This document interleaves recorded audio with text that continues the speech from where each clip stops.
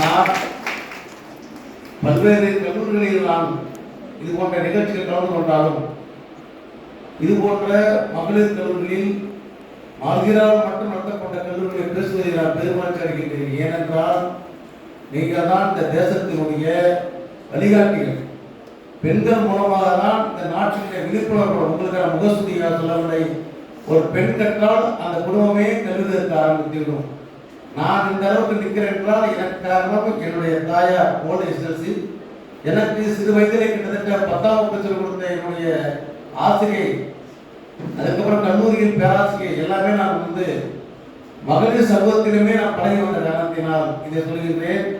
நான் இன்று கிட்டத்தட்ட ஒரு பல்வேறு சப்ஜெக்டில் படித்திருக்கிறேன். நான் MA economics, MA history, MPhil history, BL criminology, DLL, DLT, நான் டாக்டரேட் லிட்ரேச்சரிலே முனைவர் பட்டம் பெற்றுள்ளேன்.